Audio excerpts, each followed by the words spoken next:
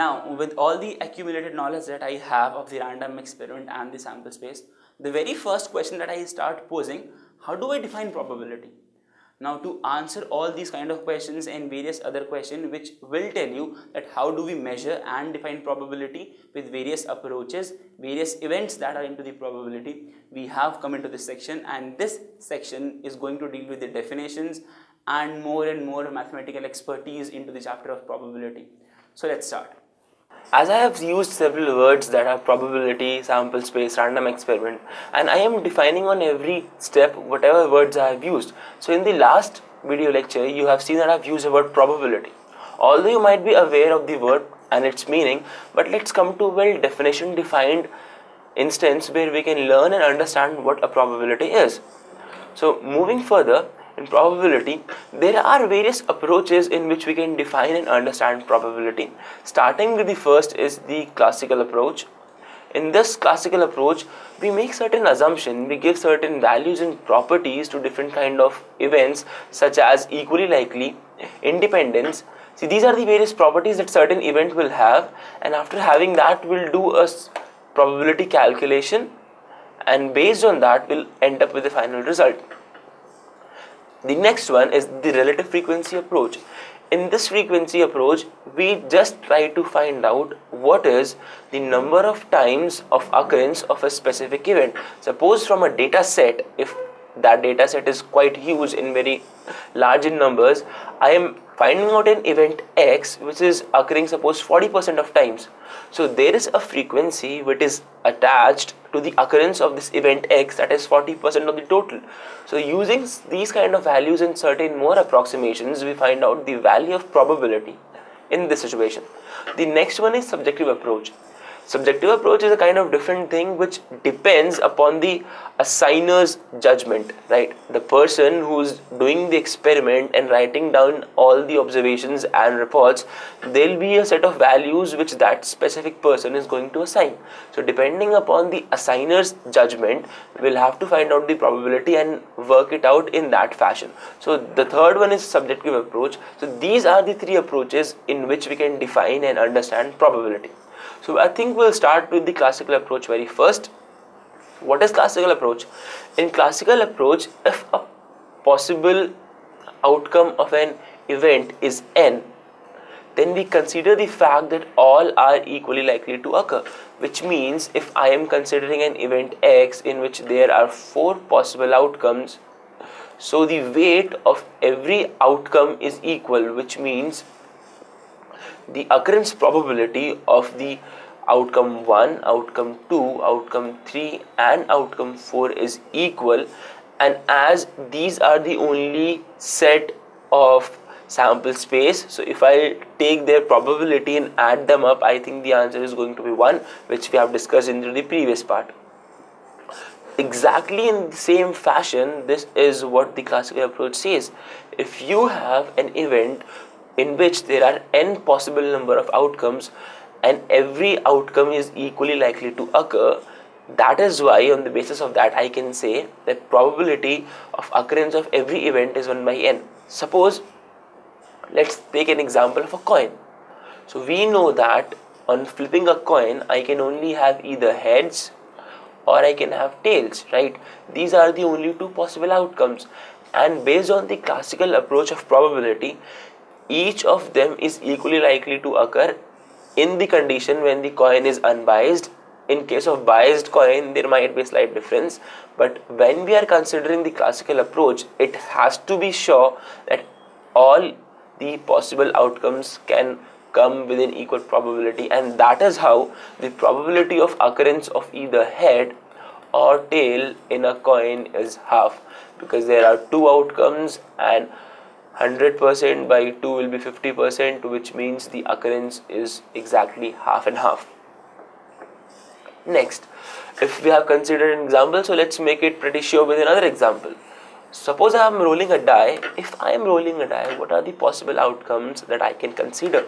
I can get 1, I can get 2, I can get 3, I can get 4, I can get 5, I can get 6. So which means in the sample space of this experiment, there are 6 possible outcomes which can occur.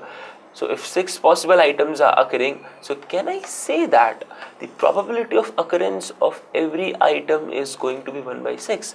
Because from the classical approach, every item is likely to be present equally likely, and if it's present equally likely, which means there are 6 possible cases. So probability of every event OI where I will run from 1 to 6 will be equal to 1 by 6. As simple as that. Now consider the next example. If we selecting randomly a student and observing their gender, right? Right now we are only considering male and female.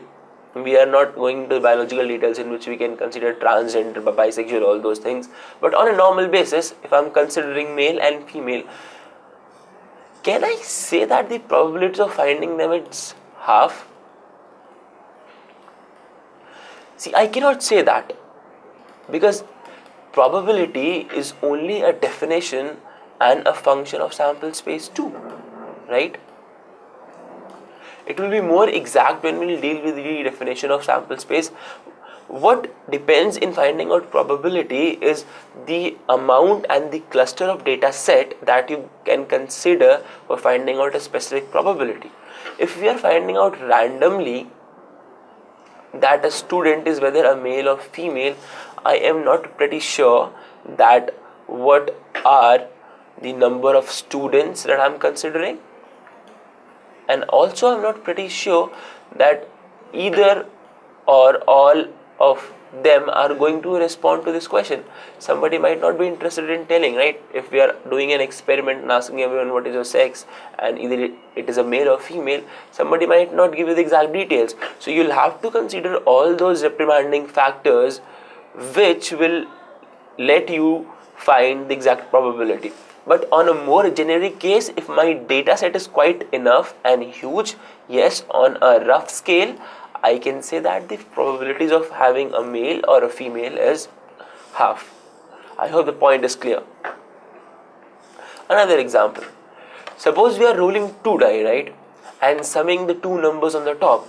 So first of all, in this case, the most important thing becomes to find out what can be the number of possible outcomes. So let's understand this.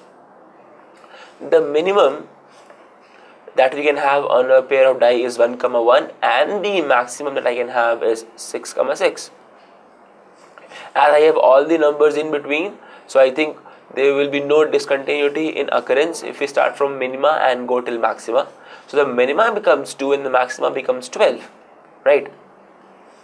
I will get all the numbers from 2, 3, 4, 5, 6, 7, 8 till 12, and see, this is an example which is depicted from the table itself. Suppose this thing is dice 1 and this thing is dice 2. So getting a 1, 1, you will end up with sum as 2. If you are getting 1, 2, you will end up with 3. If you are getting 4 and 4, you will end up as 8. If you are getting 4 and 6, you will end up as 10. And finally, if you are getting 6 and 6, you will end up as 12. So hence, this is the proper variation. But there is important understanding while defining the probability with classical approach. And that is defined by this question. What are the underlying unstated assumptions? Number 1, both the die must be unbiased. Right? Second thing, there has to be a result at every throw.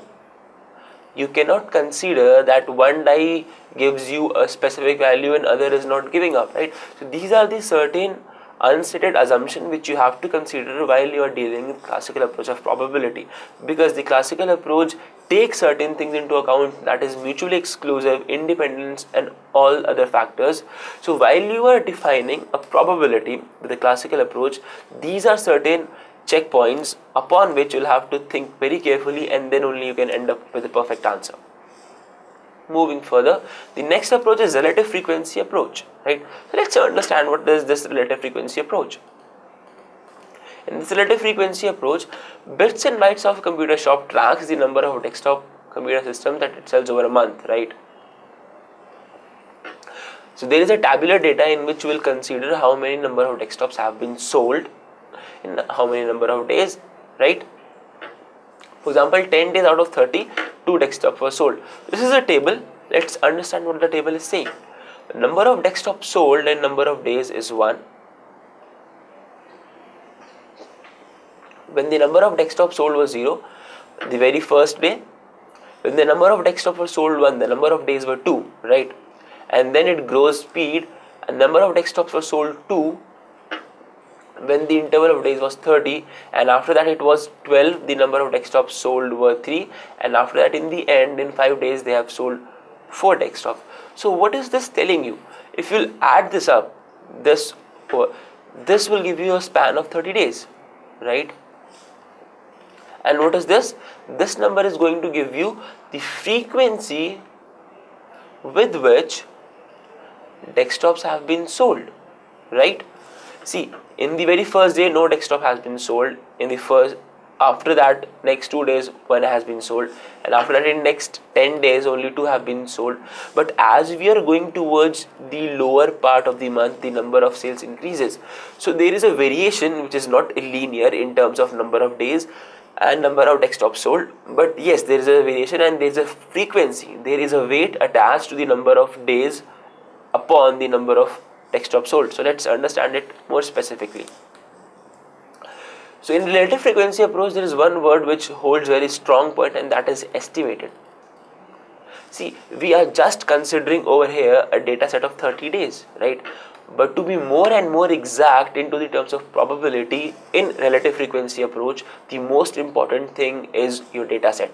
If you have huge amount of data set, then the statistical analysis that you will do with the numbers will lead you towards more crunching answers. But if your data set is quite small, there might be a variation into your answer, but approximately more or less on the either side, you may be very near to the result. Let's see. The number of days is 1, right? So what do we did? We found out the fraction of the total. 1 by 30 is 0.03, and the number of desktops sold is 0.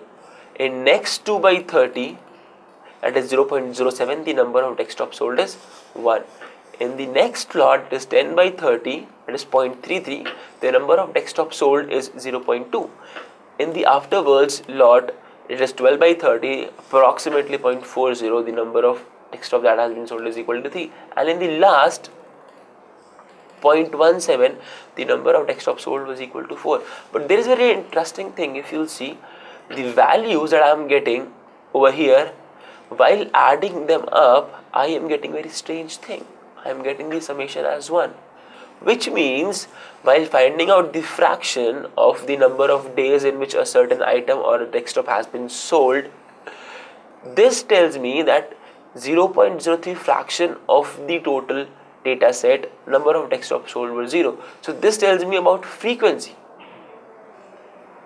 If number of desktops sold were 2 in the time span of 0.33%, this also tells me the frequency of selling a desktop, which will be more prominent in the next coming month. See, the data that we have used in the first month will be very helpful in finding out that whether the same trend follows in the next month or not, that whether there is a need to change the marketing strategy, whether there is a need to change the alignment of the desktop onto the showroom, or whether there is a need of a complete changeover which will increase the sales.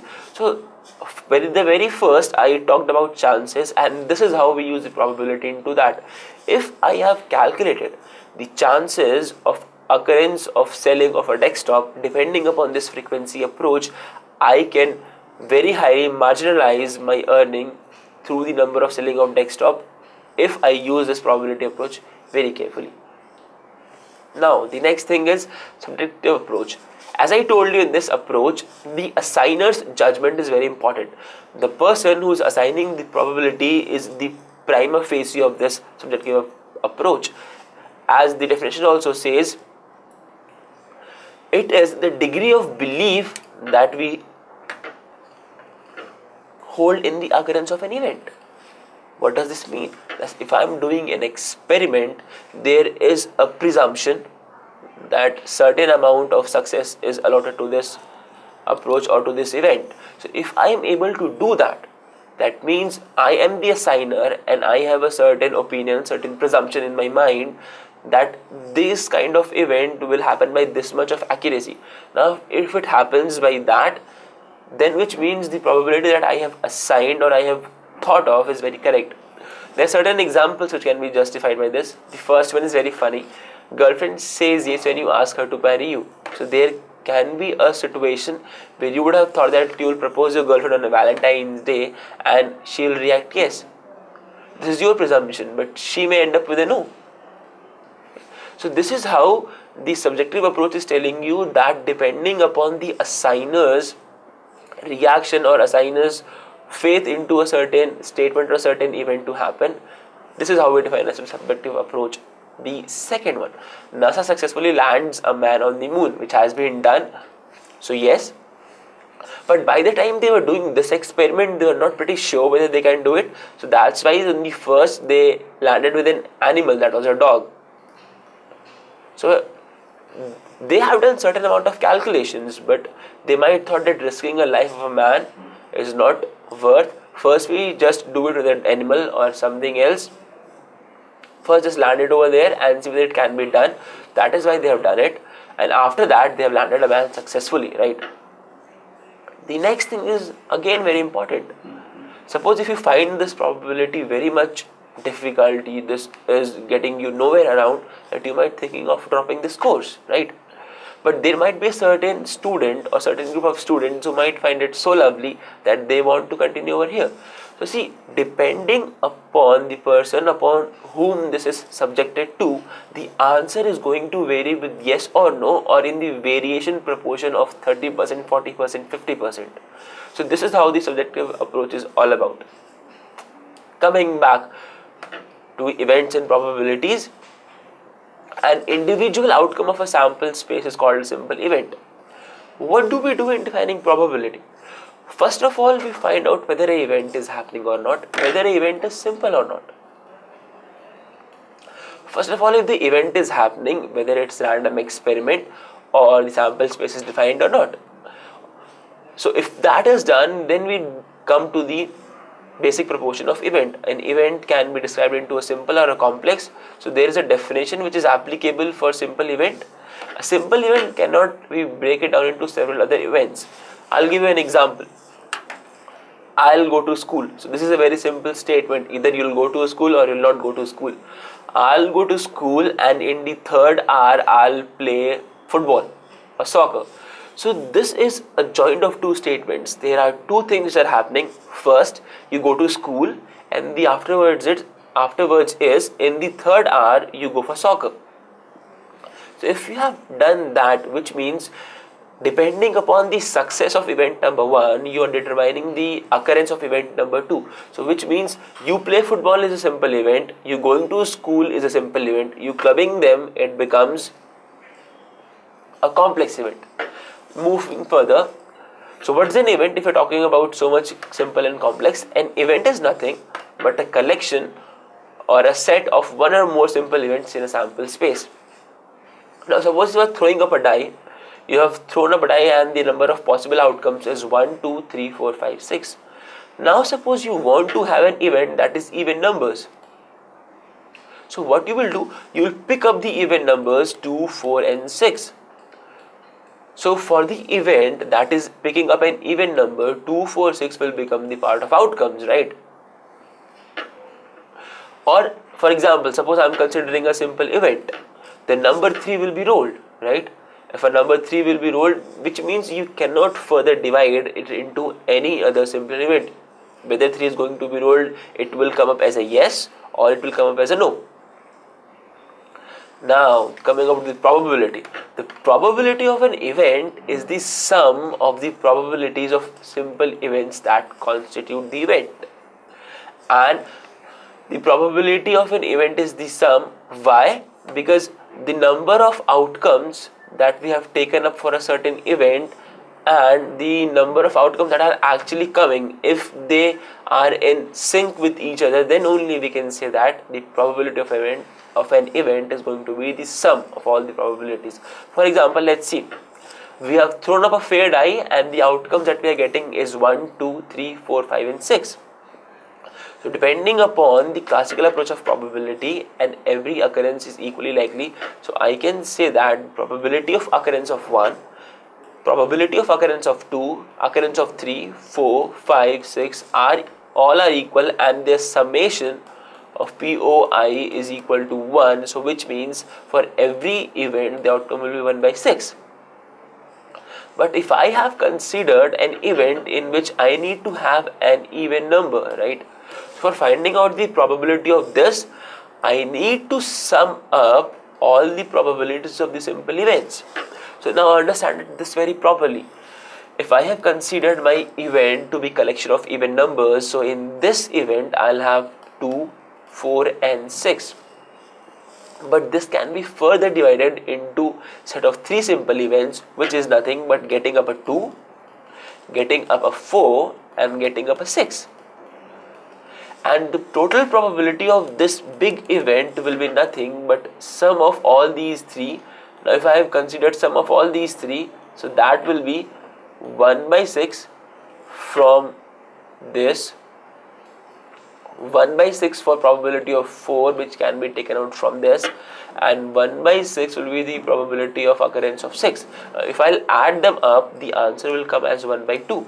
So which means the probability of occurrence of an even number when a die is rolled is half, which means 50% of the chances you will have even number, and if we can assume it physically, then 50% of the chances the output is going to be an odd number. Now another interpretation of having a probability. Suppose if a random experiment is repeated infinite number of times, the relative frequency of a given outcome is the probability of the outcome. What does this say? Suppose you have a ball and you are throwing that ball to a wall. If you have thrown that ball to a wall and it is rebounding back, so you are doing this experiment infinite number of times, in which some of the cases the ball is coming back and in some of the cases the ball is not coming back. So if that number of times is equal and proportionate, then you can say that the occurrence and the probability of throwing a ball, whether it's going to come back or not, is equal to half. For example, the probability of heads in flip of a balanced coin is 0.5. If I have a coin, I am going to do the experiment like 10 to the power 10 to the power 10 number of times. So the answer that I'll have will be equal to half, because the probability of occurrence of head or a tail for a fine coin is nothing but equal to half, which we have seen from the classical approach also. Or in other words, what we can say that probability is interpreted as being the long-term relative frequency of heads if the coin is flipped infinite number of times. See, this simply tells us the fact that if my data set is quite huge and there is something which is sort of thought as frequency, and if that frequency is far enough so good that we can give a numerical value to that, then we can find out the probability from that infinite sample space. And that is exactly what was being said into the relative frequency approach. And this is just a explanational part of that relative frequency approach, that how and why we can use and where we can use the relative frequency approach. Now coming back to the random experiment, I think, which we have done in the previous part. So let's have a recap. An experiment whose all possible outcomes are known in advance, that is what I have been telling you from the very start. But the outcome of any specific performance is not predicted before the completion. Now this part is quite dicey. Suppose you are throwing up a die, right? You know that either 1, 2, 3, 4, 5 and 6 are going to come, but which one is going to come, that becomes a question, and that is where the probability comes into picture. Whatever things we are doing over here, whatever decisions we are taking, we know that there can be 5 possible outcomes to this specific decision, but without taking the decision, I cannot tell that which one of the 5 is going to happen. So that is the exclusive condition of a random experiment. You know the outcomes, you know the result, but you don't know which one is going to show up. Now, what is an event? An event is a subset of sample space as described earlier. So, event can be of two types, simple event and compound event. So, let's get into the nuances, and where we'll understand that what will happen if I'll have a simple event along with me and if I have a complex event, and how I'm going to find out the probability of these two events. So, simple event, if an event is a set containing only one element into the sample space, now that becomes much more clearer.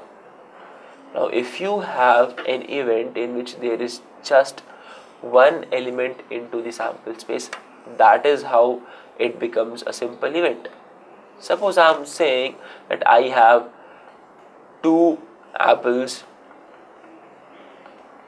3 oranges, and 6 bananas. So, can I say that the occurrence of apples will be nothing but 2 out of 11? See, if I'm only considered about apples, which means from this given set I cannot further differentiate between which color to choose and which to not.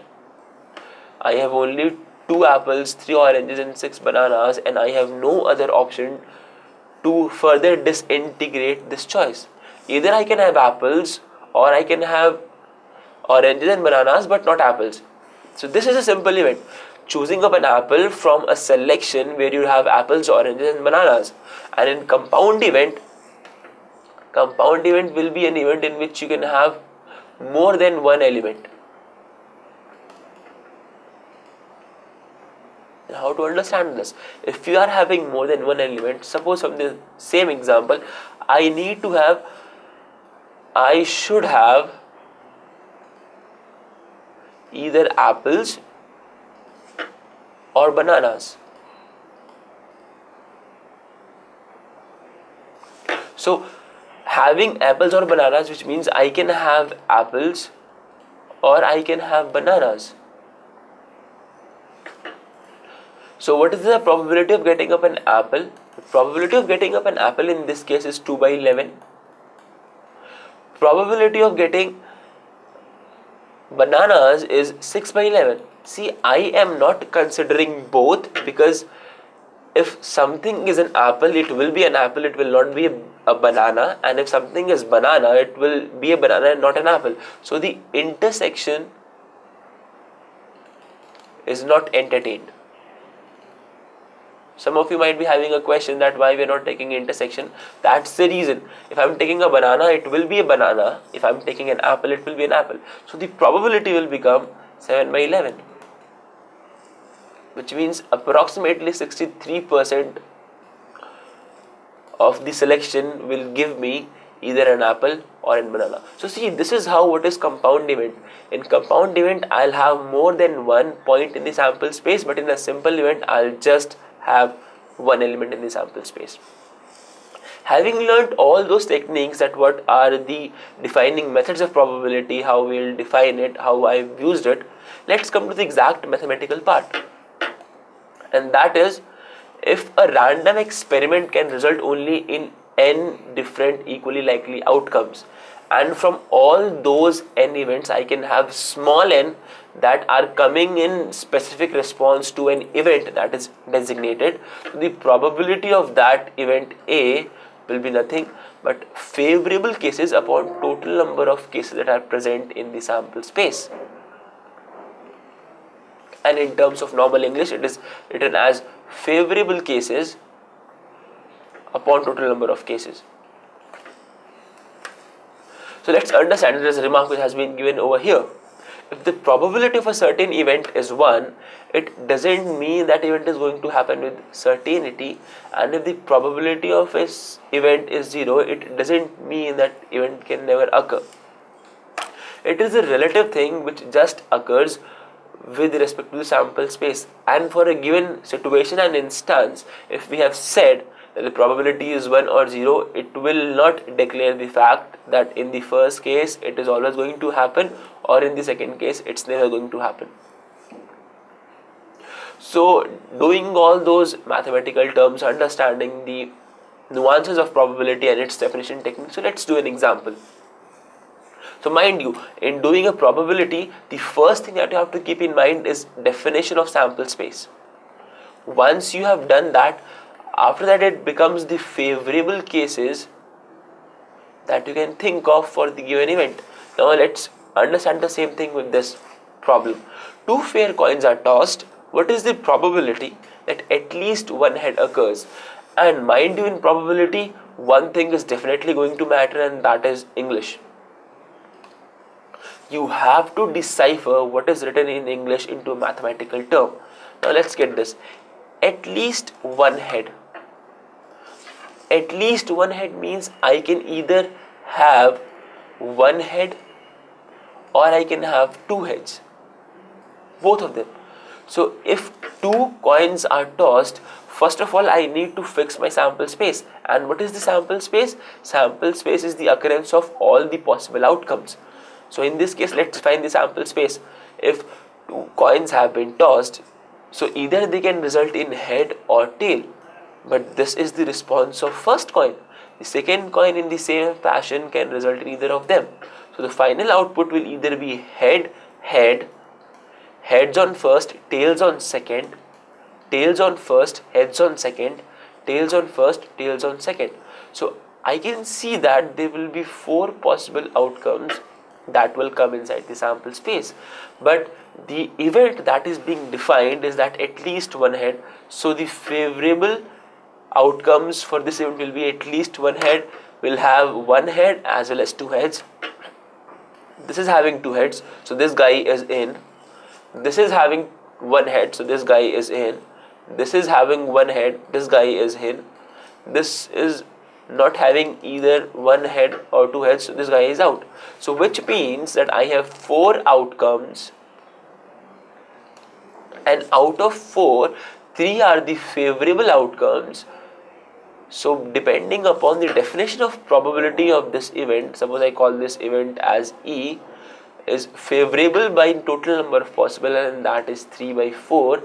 Hence in this case the answer to this question will become option number C, that is 3 by 4.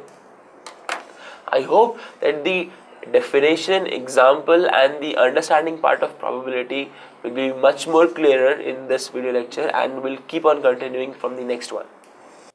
So as we have seen the various concepts of probability that we have just learned into this, all the various approaches and how do we understand and interpret probability, taking it from the very physical world and picking up specific examples in which we can really understand, and that has been assimilated with a question that we have done at the end of the part. So I hope that this part would have been very clear to you, and it will be very helpful as far as examinations are concerned. So stay tuned for the next part, as we are going to have so interesting topics into the next coming parts.